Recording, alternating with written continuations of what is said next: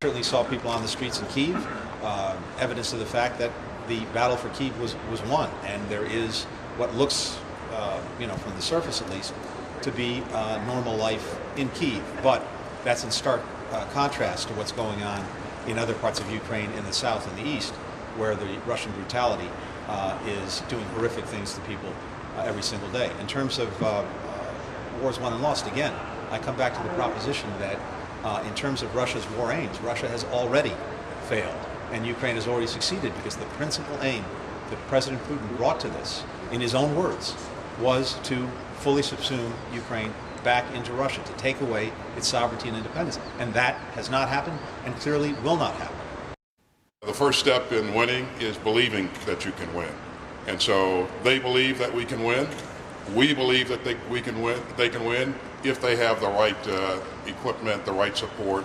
And we're going to do everything we can, continue to do everything we can to ensure that that gets through. So we're engaged with the Chad, engaged with the Minister of Defense, and as this fight evolves, their needs will change. And so as those needs change, we'd like to be one step ahead, but we're going to be responsive to what the Chad and the Ahmad believe that they need. Yeah, absolutely. I mean, the United States has been, without question, the biggest backer of Ukraine, of its war effort, and that's been financial. A huge amount of money, more announced yesterday, $3.7 billion in total, an extra $700 million yesterday. But there's significance in the visuals of them being here. It says something about how they think the war is going. The fact, although they haven't reopened the embassy, they say they're going to look at doing it. The Americans are quite cautious with the security of their people, and so whereas other embassies have reopened already, the Americans are going to move some people back into the country. But it does tell you what they think the direction of travel in this war is. They think that Kiev is safe enough for two of their most senior officials to come and visit, and that tells you that they think the war is going in Ukraine's direction. And the language was very important, talking about us, really clearly stating their absolute shoulder-to-shoulder support with Ukraine.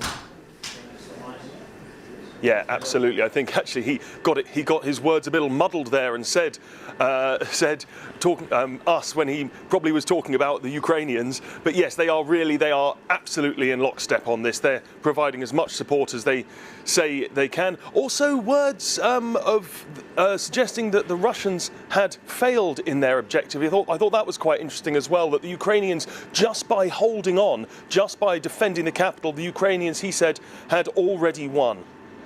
And it's going to be interesting, I guess, going forward. I mean, the Americans have committed hundreds of millions of dollars militarily, but where does that support end? I don't think we know the answer to that yet, but, is it just going to be ongoing until this does end?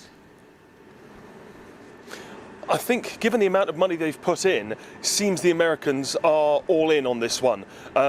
Again, we can't predict the future, but it seems highly unlikely that they would at some point decide that this was too costly. I believe Congress has approved even more funding than's been offered already. So yes, the funding probably will keep going as long as the Ukrainians are able to fight. I thought there was one other quite interesting point from the press conference. A journalist asked the Secretary of State and Secretary of Defense about weapons that were going missing or that were being lost and abandoned and ending up in the hands of the Russians.